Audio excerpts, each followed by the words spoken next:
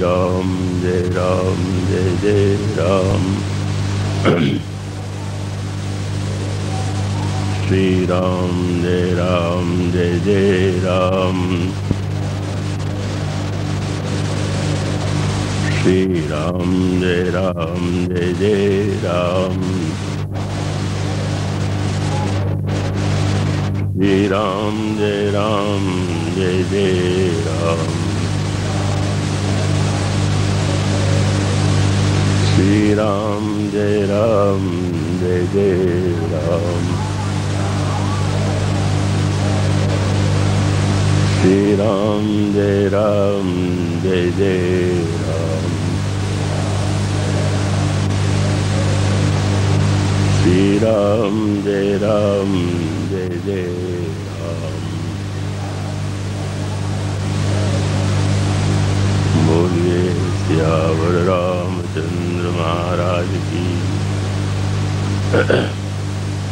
ओम मंगलमूर्ते नमः गणाधिपतये नमः।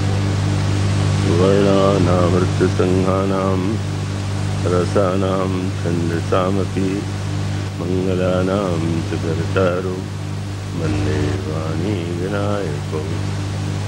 शान्तं शाश्वतमप्रमेयमनघं निर्वाणशान्तिप्रदं ब्रह्माशं फणीन्द्रसेव्यमनिशं वेदान्तवेद्यं देवं रामाख्यं जगदीश्वरं सुरगुरुं मायामनुष्यं हरिं वन्देऽहं करुणाकरं रघुवरं गोपालचूडामणिं।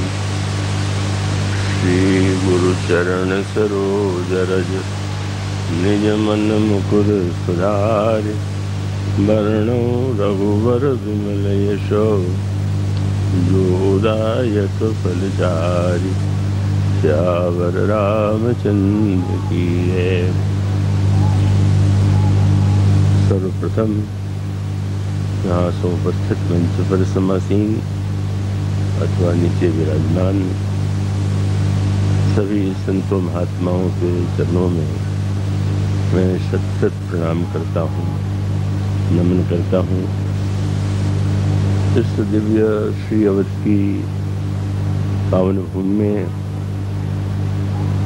जिसे प्रभु इस रूप में गोस्वामी जी प्रतिपादित करते हैं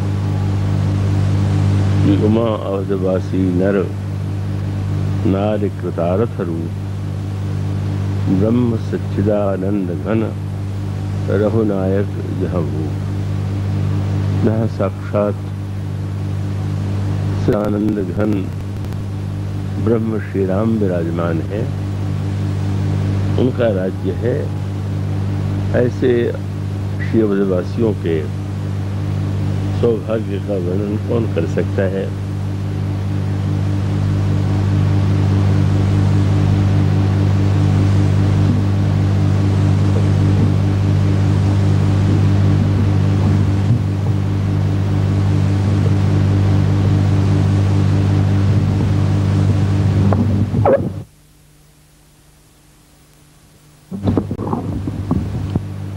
अनंतकोटि ब्रह्मनायक ब्रह्मांड नायक प्रभु श्री रामभद्र और वात्सल्यमयी किशोरी जी की महती अनुकंपा से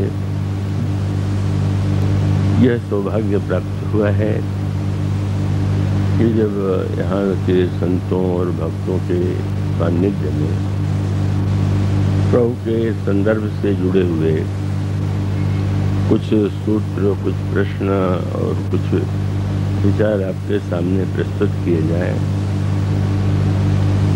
पिछले वर्ष भी यह आयोजन किया गया था। एक आयोजन प्रतिवर्ष जानकी महल में भी 3 दिन का होता है, पर यहाँ तो जितना अधिक रहने का सौभाग्य मिले, बोलने का अवसर मिले, ये प्रभु की महती अनुकंपा है। और इसलिए इस वर्ष जब पुनः मालती जी ने आग्रह किया तो स्वाभाविक था कि जो संकल्प था वह तो पूरा होना ही था। और इस तरह से 3 दिवसीय आयोजन इस वर्ष भी किया जा रहा है। प्रसंग के विषय में मालती जी और कुछ भक्तों का यह आग्रह था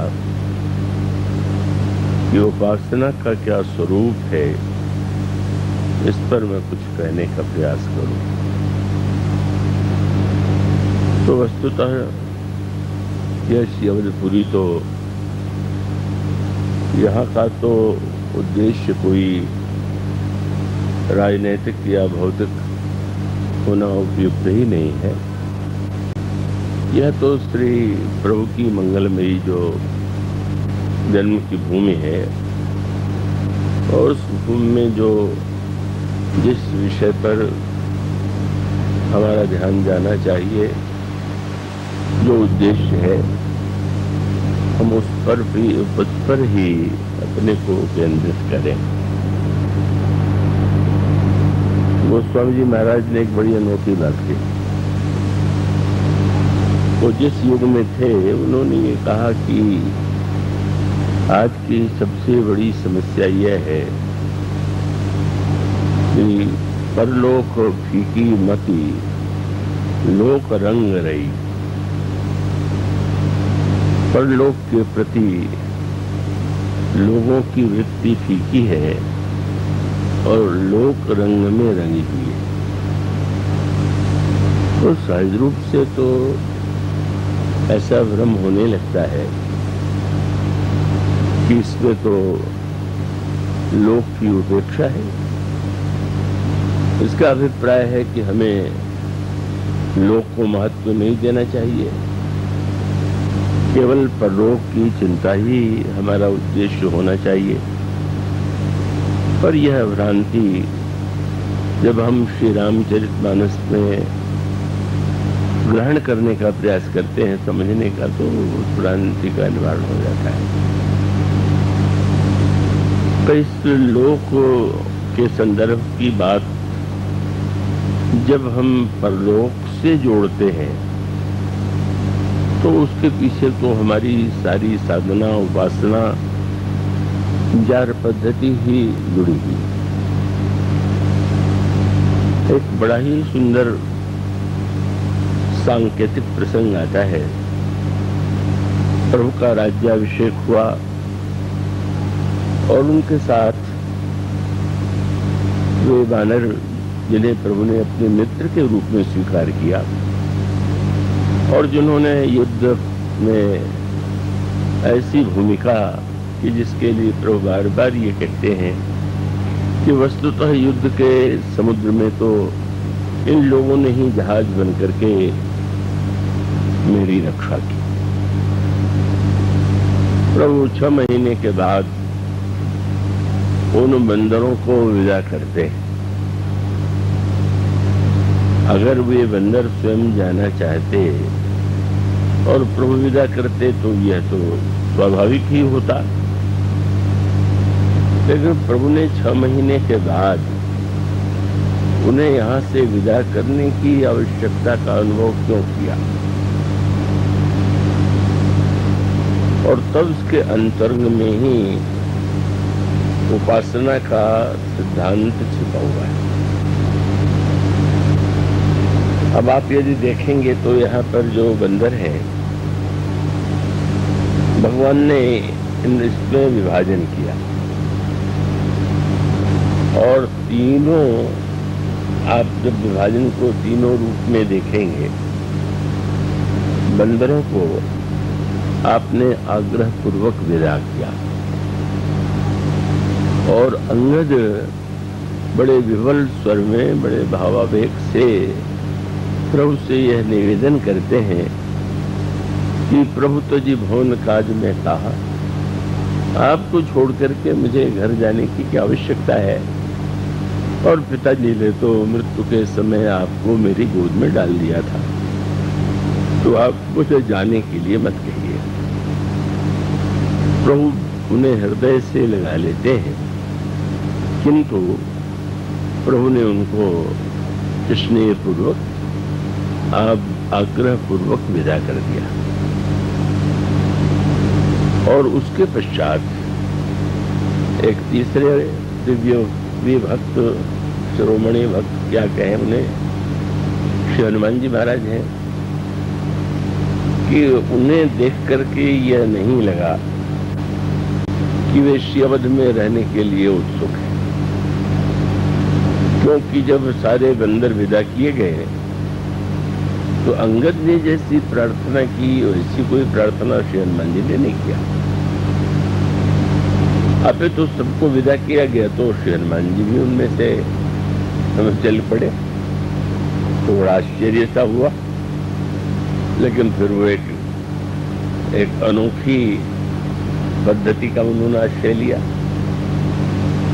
जब प्रभु भाइयों सहित विदा करके लौट आते हैं तो प्रभु फिर सुग्रीव के चरणों को नमन करते हैं, प्रणाम करते हैं और उनसे अनुरोध करते हैं कि यदि आप आदेश दें, आज्ञा दें, तो मैं 10 दिनों तक प्रभु की सेवा करके आपके चरणों का दर्शन करूंगा। और उसके पश्चात सुग्रीव विह्वल स्वर में यही कहते हैं कि आपका पुण्य तो अक्षय है, हम लोगों के पुण्य के क्षण समाप्त हो गए हैं, हम यही कह सकते हैं कि आप निरंतर प्रभु की सेवा में ही विद्यमान हैं। तो इस तरह से एक और श्री हनुमान जी हैं जो निरंतर वहीं पर प्रभु के श्री चरणों में ही निवास करने का व्रत ले लेते हैं, और दूसरी ओर अंगद हैं कि जो चाहते हुए भी वे भगवान श्री राम के आग्रह और आदेश के कारण जाने के लिए बाध्य होते हैं। और तीसरे वे बंदर हैं, नल हैं, नील हैं, द्विविध हैं, जामवान हैं, सुग्रीव हैं, जिन्हें प्रभु ने विदा किया। तो इस विभाजन का तात्पर्य क्या था, क्या अभिप्राय था? तो उपासना शब्द पर हम यदि ध्यान दें तो उसका तात्पर्य है कि जिसे हम अपना उपास्य मानते हैं, आराध्य मानते हैं, जिसे हम प्रसन्न करना चाहते हैं अथवा जिसे हम पाना चाहते हैं, उसके लिए जिस विधि का आश्रय लेते हैं उसी का नाम उपासना है। उपास्य को प्रसन्न करना, उपास्य को पाना, ये उसका जो उपासक है, ये 3 शब्द हैं, उपासक, उपास्य और उपासना। तो उपासक का लक्ष्य है अपने आराध्य को पाना, और जिस विधि से वह पाना चाहता है वो उपासना है, और जिसे पाना चाहता है वो उपास्य है। और इसमें एक बहुत महत्व का सूत्र यह है कि भगवान श्री राम ने जब बंदरों को विदा किया तो उन्होंने जो वाक्य कहे वो बड़े अद्भुत थे। यदि किसी आश्रम में कोई जाकर के रहे अधिक दिन हो और उनसे कोई ये कहे कि आप बहुत दिन से घर से दूर रहे, यहाँ आपने भाग लिया, अब आपको कामकाज भी तो देखना चाहिए, आप जाइए और अपने कामकाज का घर कार्य का भी आप निर्वाह कीजिए। लेकिन प्रभु का वाक्य बड़ा अनोखा है। प्रभु ने बंदरों से कहा कि आप अब अपने अपने घरों को लौट जाइए, और अगला वाक्य क्या था, मेरा भजन कीजिए। तो अगर भजन कराना है तो पास में रखना चाहिए। और प्रभु जब ये कहते हैं कि आप घर में जाके भजन कीजिए, तब श्री अवध में रह करके भजन होगा कि घर में जाकर के भजन होगा? प्रभु को व्यवहार में तो ये कहना चाहिए कि भाई कामकाज या तुम्हारे परिवार वाले कितने चिंतित होंगे, तुम्हारी कैसी प्रतीक्षा कर रहे होंगे, इसलिए आप लोग अवश्य जाइए। पर प्रभु ने यह नहीं कहा, उन्होंने कहा मेरा भजन कीजिए। तो भजन के लिए भी साधारणतया तो यही माना जाता है कि गृहस्थ जो है कुछ समय निश्चित करता है, आध घंटा, 1 घंटा, 2 घंटा, कि हम भगवान की उपासना में इस पद्धति से साधन करेंगे। तो स्वाभाविक है कि उसके एक समय की सीमा है, पर भगवान ये कहते हैं कि तुम्हें वहां पर मेरा भजन ही नहीं करना है, आप तो दृढ़ नियम से मेरा भजन करना। क्या तात्पर्य हुआ? मानो भगवान का तात्पर्य यह था, और यही उपासना का रहस्य है। भगवान जब ये कहते हैं कि आप भजन कीजिए और दृढ़ता पूर्वक कीजिए, तो उसका जो व्यवहारिक तात्पर्य ऐसे लिया जा सकता है कि जैसे एक विद्यार्थी और साल भर तक पुस्तकें पढ़ता है, स्मरण करता है, और उसने कितना अध्ययन किया है, कैसा अध्ययन किया है, उसकी परीक्षा तो वस्तुतः परीक्षा के दिन होती है। अगर परीक्षा के दिन वो उसको पढ़ा हुआ, सुना हुआ सब भूल जाए, तो उसके पढ़ने और अध्ययन करने की सार्थकता उसमें नहीं रही। तो भगवान का संकेत ये था कि अभी तो आपने भजन किया है, अब आपकी परीक्षा, और परीक्षा के लिए ही प्रभु ने एक शब्द जोड़ दिया, दृढ़ नेम। ये दृढ़ माने क्या होता? दृढ़ नेम का अर्थ ये हुआ, अच्छा एक संख्या में जब का एक नियमित नियम ले ले तो नियम है, पर दृढ़ शब्द के पीछे रामायण श्री रामचरितमानस का एक दर्शन है, और वो दर्शन इस प्रसंग में, श्री हनुमान जी महाराज के प्रसंग में, और जहां पर कागभूषुंड जी और गरुड़ जी का संवाद होता है, तो उस संवाद में दृढ़ शब्द की ओर और उसकी व्याख्या की ओर संकेत किया गया। तो भगवान की भक्ति कैसे हो? अब वो भक्ति और उपासना के जो भेद हैं, वो तो बात यथा साध्य कहने की चेष्टा की जाएगी। तो उस समय जिस क्रम से भक्ति जीवन में आती है और किस क्रम से उस भक्ति को हम प्राप्त कर सकते हैं, का उसमें कागभूषुंड जी ने एक क्रम का वर्णन किया, और वो क्रम यह है कि राम कृपा वेनु सुनु खगराई, जाइन न जाई राम प्रभुताई। जब तक प्रभु कृपा नहीं करते, तब तक उनकी प्रभुता और महिमा का ज्ञान व्यक्ति को नहीं होता, और जानने का परिणाम क्या होगा? जाने बिनु न होई परतीति, जाने बिना विश्वास नहीं होता। तो यो तो विश्वास शब्द इतना अधिक प्रचलित है, यो तो कोई भी व्यक्ति दावा कर देता है कि हमारे भगवान में विश्वास है, हनुमान जी में विश्वास है, या संतों में विश्वास है। विश्वास इतना सरल नहीं है, और वह विश्वास जो केवल माना हुआ है, और जिस माने हुए विश्वास के पीछे ज्ञान न हो, तो निश्चित रूप से वो स्थिर नहीं हो सकता। उसका अभिप्राय है कि आज का किसी ने विश्वास की बात कही, और अगर उसकी कामना से वो विश्वास जुड़ गया कि मेरी ये कामना श्री हनुमान जी महाराज पूरी कर दें, और यदि वह कामना पूरी नहीं हुई तो उसका विश्वास खंडित हो गया। तो इसका अभिप्राय ये हुआ कि यह जो माना हुआ विश्वास है, ये स्थिर नहीं होता, और उसका संबंध केवल व्यक्ति के अपने स्वार्थ और कामना से होता है। इसलिए जिस विश्वास के पीछे ज्ञान हो, जानन, और इसीलिए भूषुंड जी क्रम का वर्णन करते हुए कहते हैं कि जब तक हम प्रभु के महात्मा को, उनकी महिमा को जान न लें, यही संकेत देवर्षि नारद ने भक्ति सूत्र में किया।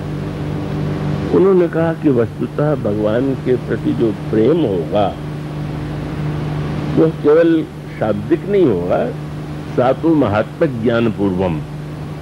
जब भगवान के महात्म का ज्ञान होता है, उनकी महिमा का ज्ञान होता है, तब कहीं हमारे हृदय में सच्चे विश्वास का उदय होता है। तो प्रारंभिक विश्वास तो कह सकते हैं कि किसी भी के एक बच्चे में के जीवन में भी है और दिखाई देता है, पर जो भगवत प्राप्ति के लिए, भक्ति के लिए विश्वास चाहिए, उसके मूल में ज्ञान होना चाहिए।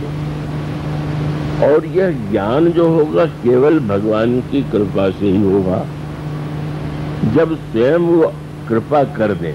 नहीं तो उनके विषय में तो कह ही गया कि जग पेखन तुम देखन हारे, विधि हरि शंभु न चावन वारे, तेऊ न जाने ही मरम तुम्हारा, और तुम ही को जान न हारा।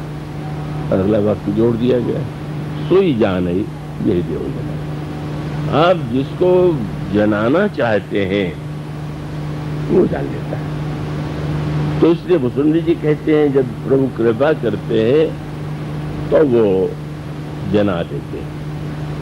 इसीलिए जब गंगा तट पर केवट ने यह दावा किया कि आप नाव तो मांग रहे हैं, नाव मैं नहीं ले आऊंगा, तो साधारण सा तात्पर्य तो यह है कि जैसे कोई बड़ा अधिकारी हो या बड़ा विशिष्ट व्यक्ति हो और वो नाव के लिए नाविक से कहे और नाविक उसे पहचानता न हो और उसको टाल रहा, और तब कोई धीरे से जाकर के कह दे कि तुम्हें पता नहीं है ये है, और वो व्यक्ति तो रखे कि नहीं हम वो कार्य पूरा करते, तो केवट नहीं कर रहा है। तो इसका अर्थ ये हुआ कि शायद वो प्रभु को पहचानता नहीं। और उसने जो दूसरा दावा किया वो क्या था, मैं जो नहीं कर रहा हूं इसलिए नहीं कि मैं आपको नहीं जानता हूं, अगर न जानता होता तो नहीं मैं करते ही नहीं। एक उल्टी बात उसने कह दिया, यहाँ तो मेरा काम नाव चलाना है, तो हमारे व्यक्ति से थोड़ी पूछते रहते हैं कि आप कौन है, जो पार होने के लिए है उसको हम पार उतार देते हैं। तो नहीं जानने के कारण नहीं जानता तो मेरा वही सब परिवार मेरो यही लागी राजा जो हूं। तो मैं तो इसीलिए ही आपके वाक्य को नहीं मान रहा हूं क्योंकि मैं आपका मर्म जानता हूं। ये दावा किया, कहे तुम्हारा मर्म में जानता हूं इसीलिए आपकी बात टाल दे रहा हूं। क्या तात्पर्य, कितना केवट गहराई से जानता है प्रभु। आप जब तट पर आकर के खड़े हुए और आप मुझसे ये कहने लगे कि नौका ले आओ, तो मैं समझ गया कि आप जनाने को बेचैन हो रहे। आप बड़े बड़े महामुनियों को भी नहीं जनाते, वही नहीं जान पाते, और आप यहाँ बलात आ गए। उसका अभिप्राय क्या कि क्या सचमुच आपको आवश्यकता यहाँ आने की थी क्या आपकी महिमा और आपके ऐश्वर्य के समक्ष इस नदी को पार करना कोई समस्या हो सकती थी क्या? पर इतना होते हुए भी आपका कैसा अद्भुत स्वभाव है कि जो जानने का प्रयत्न करते हैं उन्हें नहीं देख बताते। और मैं तो जानने के लिए कभी बेचैन नहीं हुआ, लेकिन आपको ही जनाने की इतनी व्यग्रता हो गई कि आप आगे खड़े हो गए और खड़े होकर के मुझसे नौका मांग रहे हैं।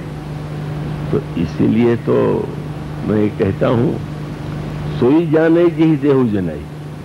अगर आपका मन मैंने जान लिया तो आपने जनाया होगा तभी जाना, क्योंकि आपके जनाए बिना तो कोई जान ही नहीं सकता है।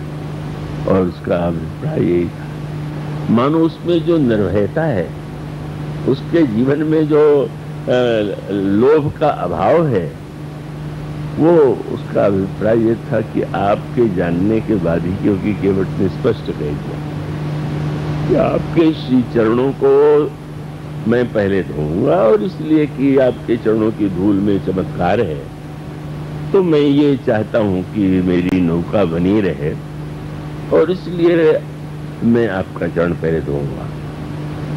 और चरण भी तभी धोऊंगा जब आप मुझसे कहेंगे कि मेरा चरण धो। उस केवट ने यही कहा कि जब आप कहेंगे, जब तक आप नहीं कहेंगे, अगर जो प्रभु पार अवश्य गा चहु, तो मही पद पदुम पुकारन कहू। कहिए, क्यों? मुझ में व्यग्रता होती, निमंत्रण दिया होता तो मैं डरता। अब आप ही बताने के लिए आ गए हैं, तो आप उसका निर्वाह कीजिए। और इसका अर्थ है कि यही तो आपके स्वभाव का रहस्य है कि आप बड़े से बड़ों को नहीं अपना रहस्य बताते हैं, और जो व्यक्ति कोई साधन विहीन है उस पर भी आप कृपा करके उसको इतना महत्व दे देते हैं।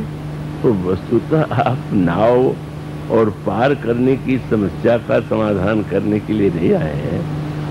आप यह बताना चाहते हैं कि आपकी कृपा की रीति कैसी अनोखी है, और कैसे वह असमर्थ से असमर्थ व्यक्ति को भी समर्थ बना देती है। और उसमें स्पष्ट हो गया, केवट ने कहा कि न मुझ में लोभ है और न तो भय। प्रारंभ में तो यही लगा, क्योंकि कह रहा है कि मेरी नाव चली जाएगी, मेरा परिवार है। लेकिन जब केवट ने कहा कि मैं उतराई बिल्कुल नहीं चाहता, बिल्कुल उतराई नहीं लूंगा, तो कोई लोभ नहीं है, कुछ मुझे नहीं चाहिए। और उसके साथ साथ केवट ने देखा कि श्री लक्ष्मण जी के भौहें कुछ टेढ़ी हो रही, प्रभु खड़े हैं और ये बैठा हुआ है। तो स्वामी जी ने जो कविताली रामायण में चित्र प्रस्तुत किया है, उसमें प्रभु बैठे हुए नहीं, केवट नाव पर बैठा हुआ, और नाव तो दूर है, और प्रभु खड़े खड़े केवट से कह रहे हैं। तो बड़ी अशिष्टता यह है कि प्रभु आए हुए हों और कोई बैठा रह जाए और वही बैठे बैठे बात कर रहा हो। तो केवट ने यही कहा, वो स्वामी जी कहते हैं, ये कौन प्रभु है? बोले, नाम अजामिल ते खल कोटि, अपार नदी भव बुगत काढ़े, जो सुमिरे गिर मेरु सिलाकन होत अधा वारिधि वाढ़े, तुलसी जी के पद पंकज ते प्रगति तटिनी, जो हरे अघ गाढ़े। ते प्रभु, और यहाँ स्थिति क्या? ते प्रभु या सरिता तरिबे कह, मांगत नाव करार हुए ठाढ़े।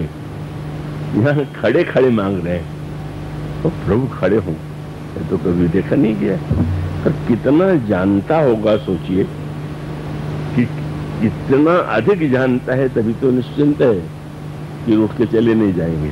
जानते संसार वाले जो बड़े जल्दी नाराज होते हैं, किसी से आप नाराज हो गए, जाओ जाओ, क्या तुम्हारे बिना मेरा काम नहीं चलेगा? हम और आप तो नित्य ही इसी तरह की भाषा बोलने के व्यस्त हैं। तो सोचना चाहिए कि प्रभु जाओ जाओ, तुम्हारे नाव के बिना काम नहीं चलेगा। पर जानता है, और इसलिए केवट ने प्रभु के सामने तो विकल्प रख दिया कि आपको भ्रम ये न हो गया हो कि मैं कोई आपके चरणों का भक्त हूं। एक नई भाषा, जैसी भाषा रामायण में सारे भक्त तो यही कहते हैं, प्रभु आपका चरण ही चाहिए। उसने कहा, मुझे कोई चरण नहीं पाना है, अब पार जाना है आप, तो आपको आवश्यकता है, और आपको भ्रम हो तो मैं भ्रम का निवारण कर देता हूं। आप मुझसे चरण मत बुलाइए। उपाय तो बड़ा सरल है। इस घाट पर अगर जाएंगे तो मैं जैसे कहूंगा आपको करना होगा, छोड़ दीजिए, और आपके साथ में चलूंगा। और इस घाट से थोड़ी दूर ही पर एक ऐसा स्थान है जहां केवल कमर तक जा लगे, तो आप तीनों चले जाइएगा। तो स्वामी जी कहते, केवट कहता है, यही घाट से थोड़ी तो दूरी है, कटिलो जल थाह दिखाई हूं तू। अब तो डरना चाहिए, जब वो कह रहा हो कि नहीं नहीं देखिए महाराज आपको भ्रम हो रहा हो कि मैं चरण धोना चाहता हूं, तो कोई ऐसी बात नहीं, हम बिना चरण धोए बिना समस्या का कोई और समाधान पाए आपको स्थान दिखला देंगे।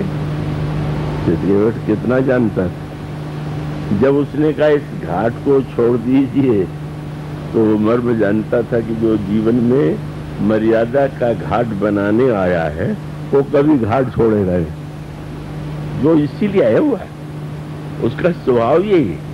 किसी ने गोस्वामी जी से पूछा कि परशुराम जी महाराज के रूप में तो अवतार था ही, इतने शक्तिशाली, जिन्होंने रावण को हराने वाले सहस्त्रार्जुन को भी हरा दिया, तो परशुराम जी थे। तो परशुराम जी महाराज के होते हुए क्या दूसरे श्री राम की आवश्यकता थी क्या? अवतार की आवश्यकता थी क्या? तो गोस्वामी जी ने कहा थी।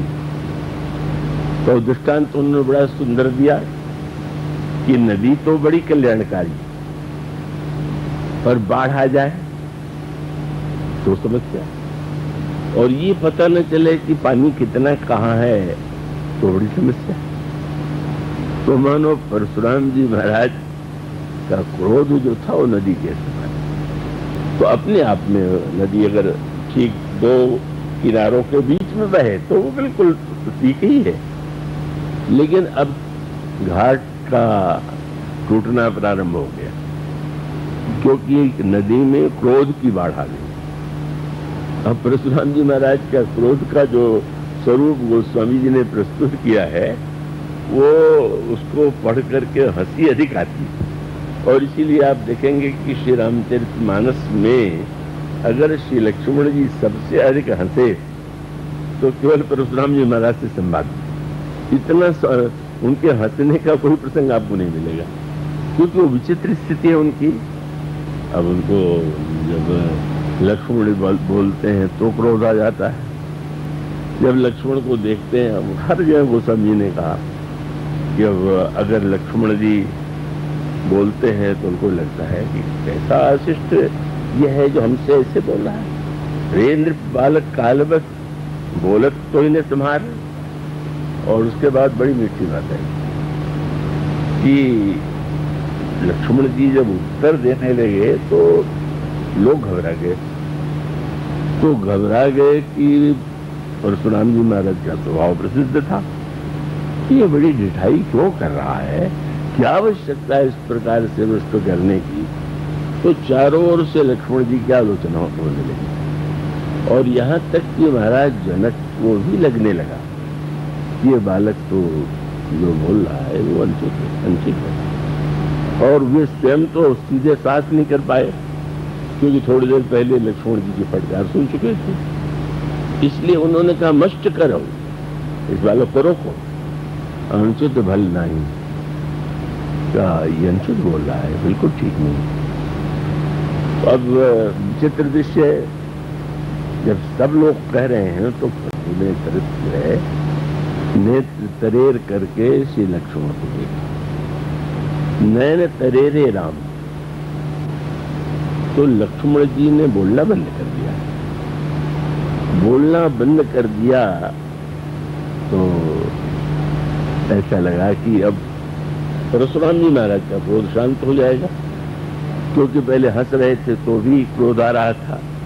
हंसत देख रिस नक्सिक व्यापी, बोल रहे थे तो क्रोध आ रहा था, और अब न हंस रहे हैं न बोल रहे हैं तो अब तो क्रोध करने का कोई कारण नहीं।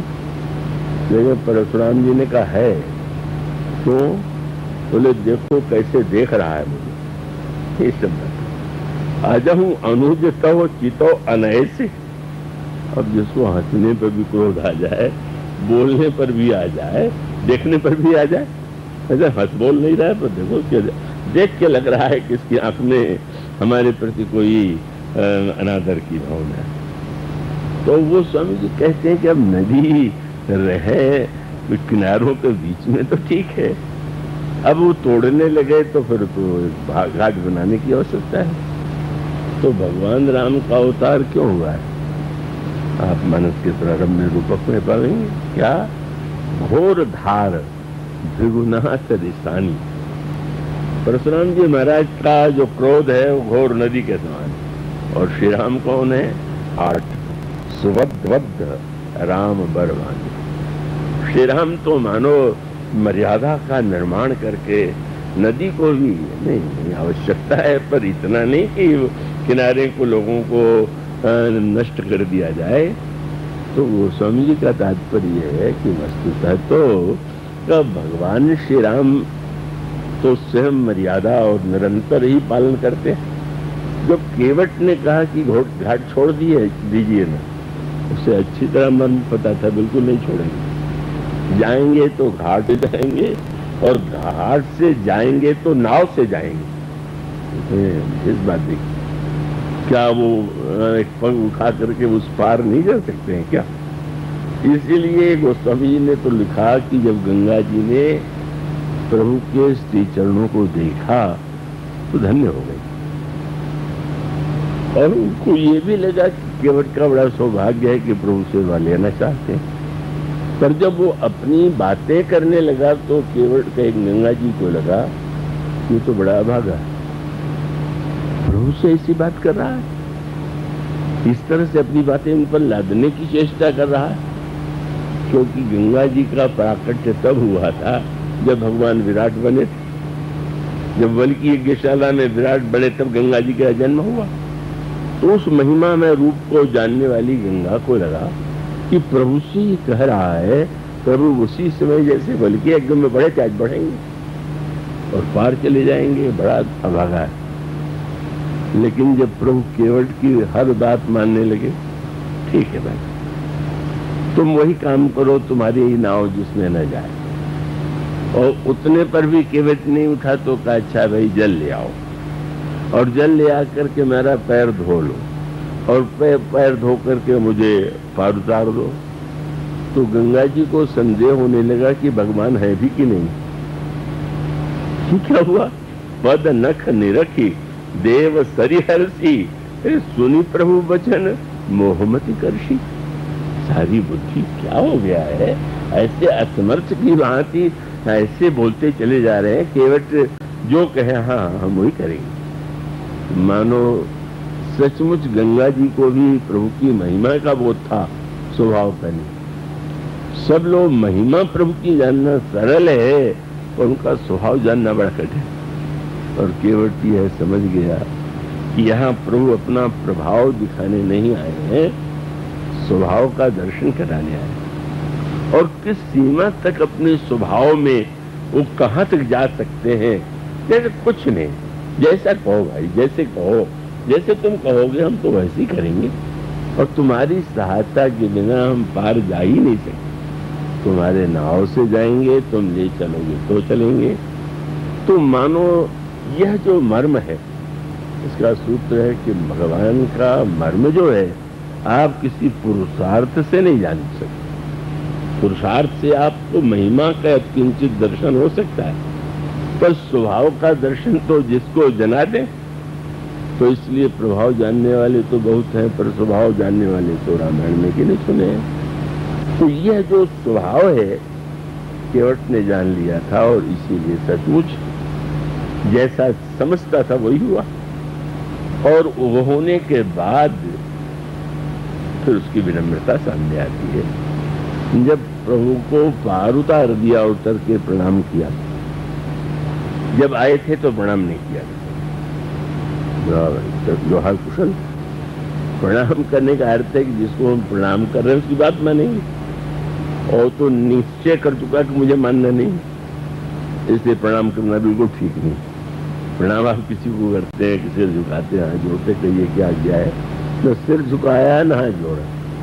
लेकिन जब पार उतार चुका तब गोस्वामी जी कहते हैं केवट उतरी दंडवत किया, उतर के दंडवत किया। अब तक आपको मैं अपनी बात मनवाता रहा, अब आप कहिए, आपकी बात मैं मानूं। और प्रभु को संकोच, कैसे अद्भुत कैसा स्वभाव है, ऐसा स्वभाव जो श्री रामचरितमानस में कहा गया। मुसुंड जी ने कहा अरे भगवान के तो अनेक अवतार हैं और एक महिमा में लोग हैं, लेकिन अस स्वभाव कहूँ सुनो न देखूं, यही खगेश रघुपति समझे। ऐसा स्वभाव तो न कहीं देखने को मिलता है न सुनने को मिलता है, जैसा स्वभाव हमारे श्री प्रभु का है। तो सचमुच उस समय केवट ने गदगद भाव से, जब प्रभु को संकोच कहेगा कि इसने मुझे पार उतार दिया तो उतराई भी तो देना चाहिए। स्वयं जो केवट कहा उसके बाद भी प्रभु सोचते, प्रभु सकुचे यही कछु नहीं दीना, मैंने कुछ नहीं दिया। और प्रभु से अगर कोई पूछ दे कि जब आपने चरण दे दिया तो कुछ देना बाकी है क्या, तो केवट का तात्पर्य जो चरण चाहे उसको दे तो उसका लाभ। पर जब वो कहता ही था कि मुझे चरण नहीं चाहिए, तो मुझे तो चरण की धुलाई और देना चाहिए, उतराई भी देना चाहिए। और कृपा करके इन्होंने मेरा चरण धो दिया, तो अब धो दिया तो मुझे चाहिए। इसलिए प्रभु को संकोच है। और तब केवट बहुत सुंदर बात है, उससे लगा कि सचमुच उसने किस तरह से प्रभु को पहचाना। और उसने यही कहा कि प्रभु आज मैंने क्या नहीं पा लिया। और उसमें जो उसकी शब्दावली थी वो बड़े महत्व की। तो व्यक्ति दे करके भी दूसरों को दीन बना देता है। तुम ले रहे हो तो तुम हीन हो, पर धन्य आप नाथ आजू में काह न पावा, मिटे दोष दुख दारिद्र दावा। आज मेरे जीवन में दोष नहीं रह गया, दीनता नहीं रह गई और दुख भी नहीं रह गया। दोष लोग कहा करते थे कि वही पाप किया हुआ तो निषाद बना होगा, पर आज जब आपने चरण धुलाया तो कोई कह सकता है क्या कि निषाद में कोई कमी है, कोई दोष है? आज दोष का कहीं लंच मात्र लेश नहीं। और प्रभु जब सबको देने वाले आप गंगा तट पर आकर खड़े हुए तो आप मुझसे कह सकते थे कि जो मांगो तुम्हें मिलेगा, पर आपने तो उल्टा क्रम, मुझसे ये कहा नहीं कि जो चाहिए मांग लो, मुझसे कह दिया कि मैं ही तुमसे नाव मांग रहा हूं। तो मैं समझ गया कि सबको देने वाला जब मुझसे मांग रहा है तो मुझसे बड़ा कौन होगा। इसलिए महाराज मेरे जीवन में तो दरिद्रता रही नहीं गई, दोष नहीं रह गया।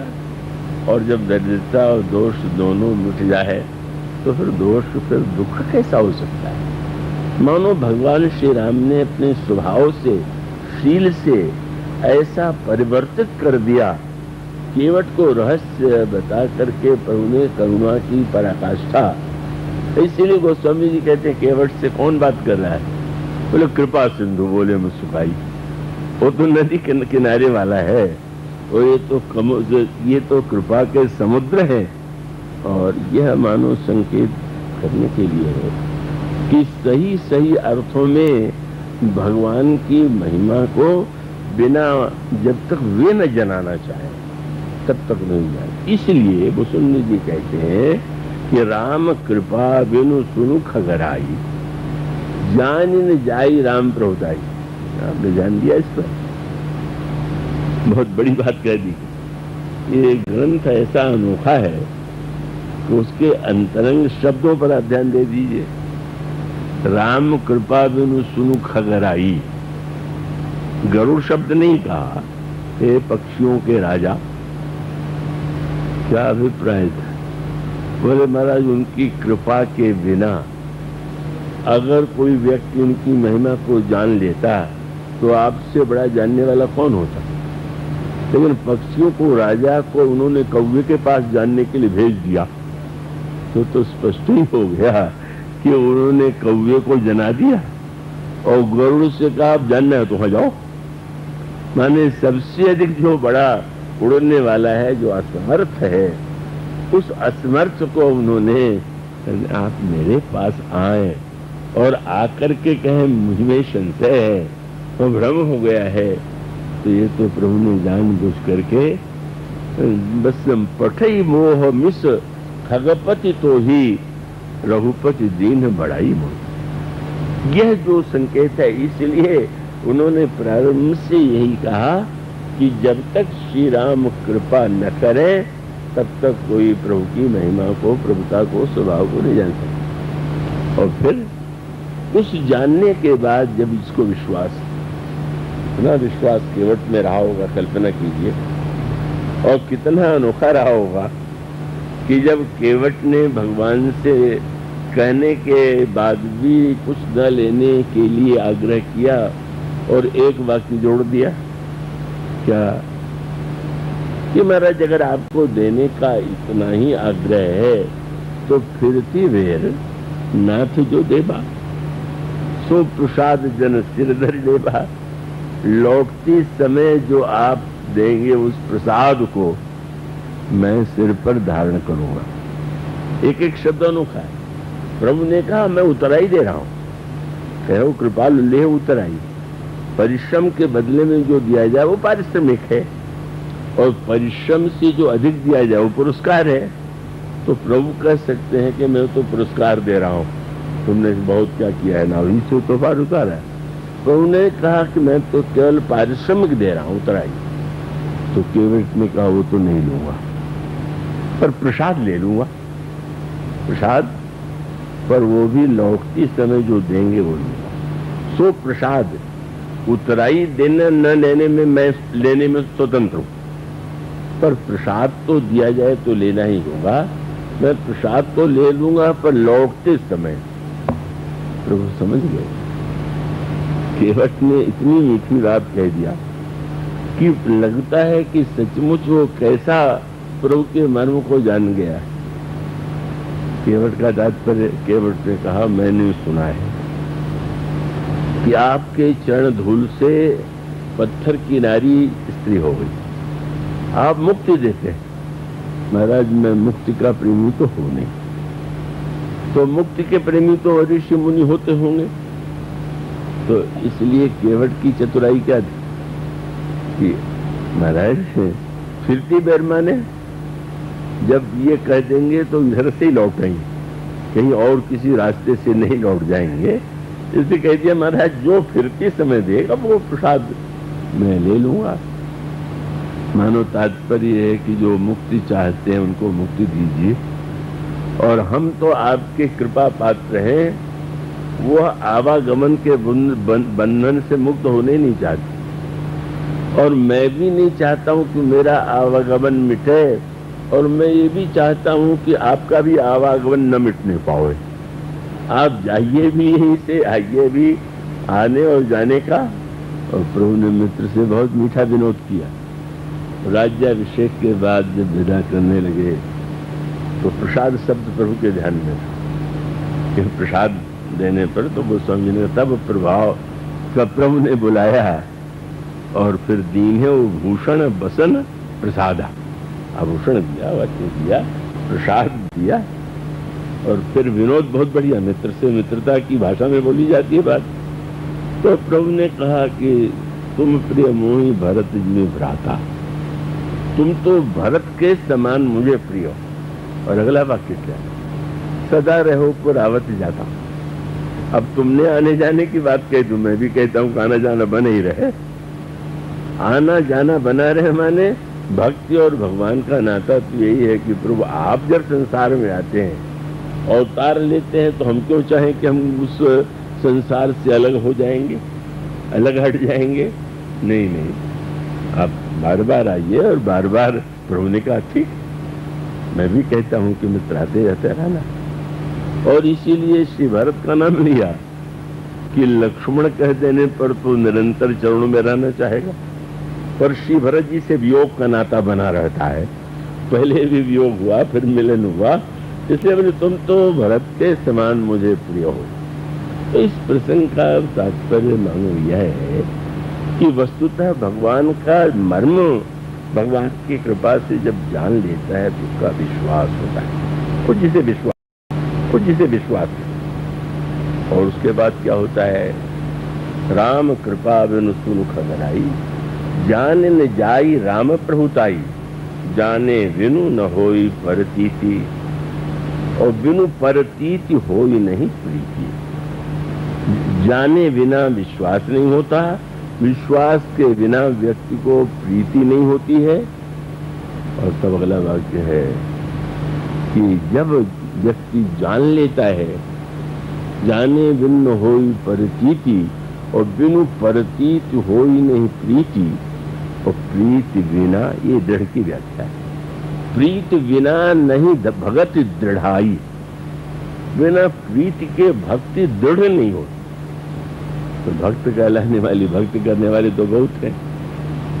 कवि ने व्यंग में कह दिया कि भाई भक्तों को देख करके तो लगता है कि भादों की बाढ़ आई हुई। भक्ति भाव भादों नदी, सबे चली घहराए, तो सरिता है सराहिए, जो जेठ मास ठहराए। बरसात के दिन में जो जल भरा हुआ है वो कोई विशेष बात थोड़ी है। जब जेठ के महीने में जल रहे तो समझ लो, माने अनुकूल परिस्थिति में भक्ति का दावा करने वाले तो बहुत है, पर प्रतिकूल परिस्थिति में भी जिसके जीवन में भक्ति का अभाव न हो, वही सच्चे अर्थों में भक्त कहलाने का अधिकारी, और उसी की भक्ति दृढ़ है। दृढ़ माने जो वस्तु इतनी दृढ़ता से हमारे जीवन में, हमारे मन में, हमारे अंतःकरण में आ जाए कि किसी भी परिस्थिति में, किसी भी घटना से, किसी भी तरह से का उसमें रंच मात्र अंतर न आवे, यही दृढ़ता का लक्षण है। और दृष्टांत बहुत सुंदर दिया गया, तो उसके बिना क्या होगा। ये वहां कहते हैं कि प्रीति बिना नहीं भगत दृढ़ाई, तो जिम खगपत जल की चिकनाई। शरीर को चिकना करने का उपाय क्या।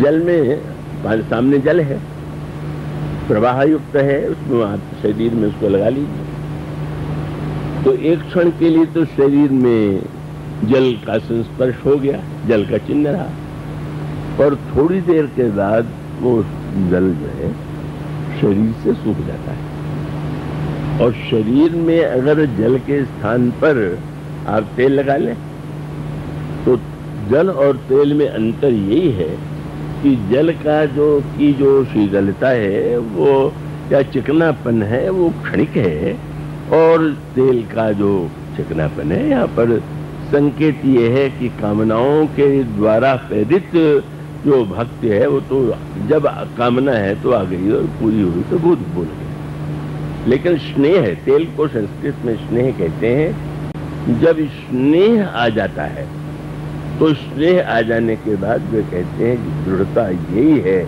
जिमी जल के जैसे तेल की चिकनाई।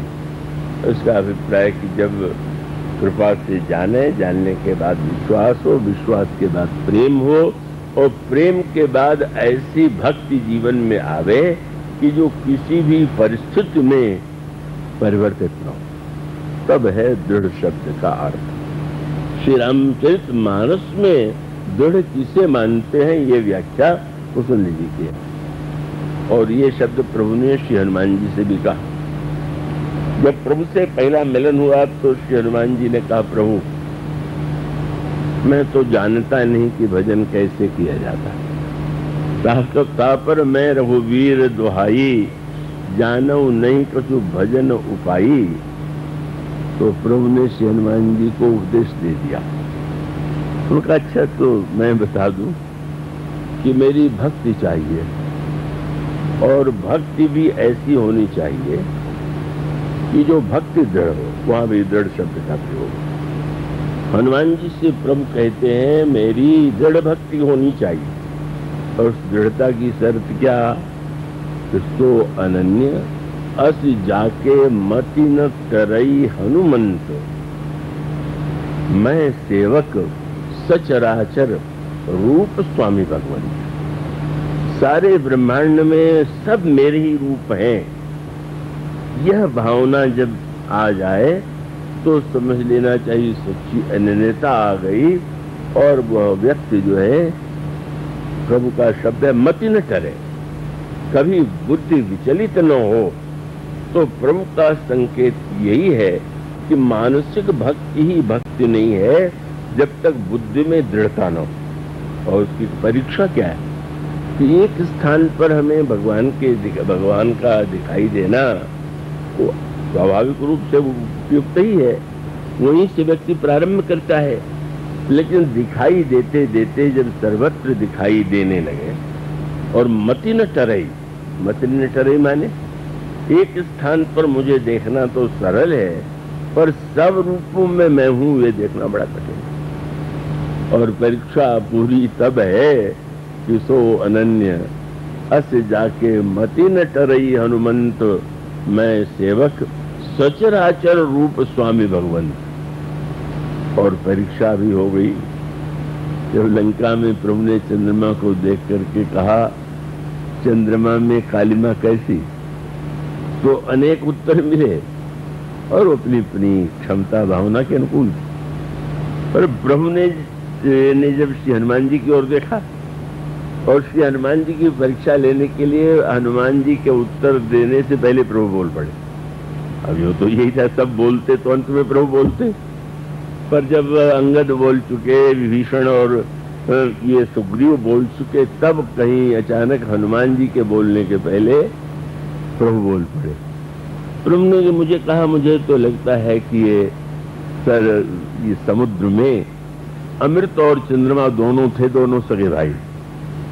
तो ये जो अमृत है इसमें कालापन, वो जो विष है वही कालापन। और उसका प्रमाण क्या? बोले मुझ जैसे विरही लोगों को पीड़ा न पहुंचाता है, तो विष न होता तो कैसे पीड़ा पहुंचाता? तो प्रभु ने अपने को विराही के रूप में, मैंने विरही के लिए तो महान कष्टदायी है चंद्रमा। अब परीक्षा बड़ी कड़ी, कह चुके हैं मति न टरई, और प्रभु स्वयं टालने के हिला रहे हैं कि अब हनुमान जी या तो कहें कि हाँ महाराज आप तो सब जो कहते ठीक ही कहते। पर परीक्षा कड़ी में हनुमान जी कब पास हो गए? जब श्री हनुमान जी ने कहा, महाराज जी अब मुझे तो ऐसा कुछ नहीं लगता, ये विष है और राव के द्वारा प्रहार है, छिद्र है। तब कहा, हनुमंत सुनहु प्रभु, सच तुम्हार प्रिय दास, तब मूर्ति दुधूर बसती सो श्यामता आवाज। आपकी ही मूर्ति प्रभु समझ गए, जो दीक्षा दी थी मैंने, जो कहा था मति न टरई हनुमंत, आज सिद्ध हो गया कि मति वहीं स्थिर है। अन्यों की बात क्या, स्वयं प्रभु ने भी कहा तो नहीं महाराज, वो तो आपकी ही मूर्ति निवास करती है। प्रभु ने बंदरों को विदा करते समय दृढ़ शब्द का प्रयोग किया। ये दृढ़ जो है, जो दृढ़ शब्द है, फिर वही अब गृह जाओ सखा सब भजो। भजन यहाँ भी तुम करते थे, पर वहां तुमको दृढ़ नियम पूर्वक भजन करना है। दृढ़ नियम पूर्वक माने यहाँ रह करके तुम्हें अनुभव होता है मैं श्री राम के प्रति, श्री राम के चरणों में हूँ, श्री राम हमारे आराध्य हैं। वहां जाकर के अगर ये लगने लगे ये मेरे पिता, ये मेरी माँ, ये मेरा भाई, ये मेरा शत्रु, ये हमारा मित्र, तो समझ लो कि तुमने मुझे अभी देखना जाना नहीं। और जब तुम्हारी दृष्टि बदल जाए, उपासना केवल क्रिया नहीं है, भावना और दृष्टि का परिवर्तन। और क्रिया का उद्देश्य है कि कैसे परिवर्तन जीवन में आवे। तो प्रभु ने कहा कि 6 महीने तक तो पढ़ाई हुई, अब जब जाओगे तो परीक्षा होगी। क्या अब जाओ सखा सब भजे हो मोहि दृढ़ ने। दृढ़ता की परीक्षा क्या है? सदा। एक बात अगर तुम 6 महीने की बात सोचो तो मेरी लीला तो एक काल में लोगों के सामने होती, तो फिर तुमको ही लगेगा कि इतने दिन। इसलिए बहुत बड़ी बात कि कागभूषण जी कहते हैं कि मेरी आयु जो है 27 कल्प व्यतीत हो गया। अब कहती विचित्र सी बात, हमारे प्रभु अवतार लेते हैं तो 11,000 वर्ष की लीला करते, और भक्त महोदय जो है 27 कल्प से ज्यों के त्यों बने हुए। इसका अभिप्राय क्या है? कि जिसको ये दृढ़ विश्वास न हो कि प्रभु हमारे सर्वदा है। ये है ना, ये नहीं कि मुसलमान जी को लगता है प्रभु नहीं, प्रभु तो है ही, सदा है। और इसीलिए जब वो रहना चाहते हो, जीवित रहना चाहते हैं, इसलिए बोले तनु बिनु वेद भजन नहीं वरना, इसलिए मैं चाहता हूं कि मैं जीवित रहूं। हमारे प्रभु लोगों को न दिखाई देते हों, लेकिन मैं जानता हूं कि वो तो सदा ही रहते हैं और सर्वगत। मैं प्रत्येक स्थान पर हूं, काल की दृष्टि से, स्थान की दृष्टि से और व्यक्ति के रूप में। जब तीनों तुम्हारे अंतःकरण में सबके स्थान पर मैं दिखाई देने लगूं, तो समझ लो तुमने जो मेरी इतने दिनों तक सेवा की है, उपासना की है, वो सार्थक हो गई। मानो उसका मूल सूत्र यही है। मैंने जो प्रारंभ में कहा कि लोक के प्रति महत्व बुद्धि, वो लोग आजकल तो सब कुछ लोक की दृष्टि से बात करने लगते हैं, व्यवहार कैसे और व्यवहार कैसा, लेकिन उसका जो मूल आधार परमार्थ तत्व है, जब तक व्यक्ति की बुद्धि में का ईश्वर की भावना का उदय न हो, ईश्वरत्व की, तब तक वो नकली ही व्यवहार करेगा और वो व्यवहार टिकाऊ नहीं होगा। उसका तो राग द्वेष व्यक्ति के जीवन में आ ही जाएगा। तो इसका अभिप्राय है कि लोक को भी जब तक हम परलोक से संसार को भगवान से मिलाकर एकाकार न कर दें, और पहले जब प्रभु कृपा करते हैं तो अपने में अपने को दर्शन कराते हैं और फिर सब में अपना दर्शन करा देते हैं। यही प्रभु ने बंदरों से कहा। और उसका अभिप्राय यह है कि आप एक स्थान में रह करके भी सेवा और पूजा कर सकते हैं, और अगर भावना पूर्वक आप परिवार में, समाज में रहते हुए भी यह अभ्यास बन सके कि हमारे प्रभु सर्वत्र हैं, तो ये भक्त की परीक्षा है। और उसके पश्चात फिर वो, उसका तात्पर्य है, वो थोड़ा लंबा विषय है कि उसके बाद प्रभु ये जानते हैं कि प्रत्येक साधक के संस्कार एक जैसे नहीं होते। इसलिए ये नहीं कि अब कोई ये कहे कि नहीं घर में रह करके भक्ति होगी, बाहर भक्ति नहीं होगी, बाहर में ही भक्ति होगी, तो ये भी आग्रह नहीं। बाहर भी हो सकती है, घर में भी हो सकती है, भीतर भी और बाहर भी, सब तरह से भक्ति की जा सकती है। कि गोस्वामी जी ने कहा, ये जन तो रूखे विषय रस, चिकने राम स्नेह, ते जन है प्रिय राम को, कानन बसे की गे। वन में रहे तो ठीक, और अगर वो घर में रहे तो भी ठीक। तो मानो जो सब कुछ छोड़ करके रह रहे हैं वो भी ठीक है, और जो सब में प्रभु को देख रहे हैं वो दोनों ही बात, एक में ही सबको देखना और सब में एक को देखना, ये दो पद्धतियां हैं, और दोनों ही मनुष्य के जीवन के लिए कल्याणकारी है। और हम अपने संस्कार के अनुकूल एक भावना को दृढ़ करने का जब प्रयास करते हैं कि हम एक ही स्थान में प्रभु का निरंतर दर्शन करते हुए, उपासना करते हुए हम अपने अंतःकरण में उनको प्रतिष्ठित करेंगे, वो भी एक पद्धति है। श्री लक्ष्मण जी, श्री हनुमान जी निरंतर समीप रह करके सेवा करते हैं। श्री भरत जी महाराज योग में रह करके भगवान के परम भक्त हैं, और सबका तात्पर्य कि उपासना की विलक्षणता यही है कि हम अपने उपासकों को की प्रसन्नता के लिए जो कुछ करते हैं उपासना है। और ये उपास्य ऐसा अनोखा है कि सबसे अलग अलग नाता जोड़े हुए, और सबसे नाता जोड़ करके माने बंदरों को तो कह के विदा कर दिया, और श्री हनुमान जी से न जाने के लिए कहा, न रुकने के लिए कहा। जानते हैं तो भगवान किसी से तो कहते हैं कि सब कुछ लेके भजन करो, और किसी से कहते सब कुछ छोड़ के भजन करो। सुग्रीव ने कह दिया, महाराज मुझे तो कुछ नहीं चाहिए, सुख संपत्ति परिवार बढ़ाई, सब परिहर करी हो सो खाई। सुख संपत्ति परिवार बढ़ाई, ये सब के सब मुझे नहीं चाहिए। क्यों?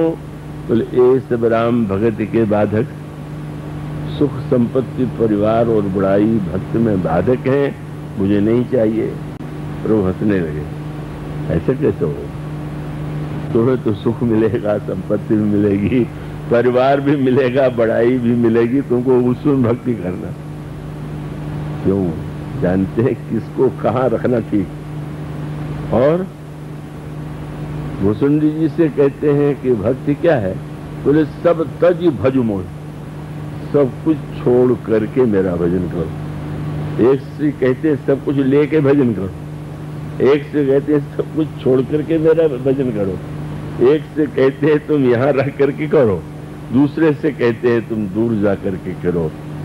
उसका अभिप्राय है कि प्रभु यह जानते हैं कि प्रत्येक व्यक्ति के संस्कार भिन्न भिन्न हैं और सभी अपने प्रभु को प्रसन्न कर सकते हैं, और प्रसन्न करने के लिए वो हमारे संस्कार का बहुत महत्व है।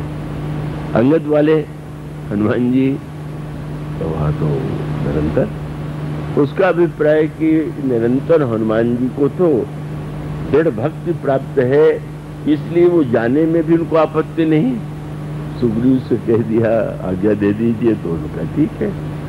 तो श्री हनुमान जी की बात तो एक अद्भुत है, उनका दृष्टांत तो एक सर्वोच्च स्वरूप है, लेकिन श्री हनुमान जी तो पास और दूर इससे दूर है। पास भी वो भक्त और दूर भी भक्त, प्रभु के पास भी रहे दूर भी रहे। अंगद की स्थिति बीच वाली। और आप अगर ध्यान से देखें तो प्रभु ने तीनों को पास में रख लिया, यानी किसी को दूर कर दिया, किसी को पास में बुला लिया। और उसका अर्थ है कि कुछ लोग पास रह करके पास रहते हैं,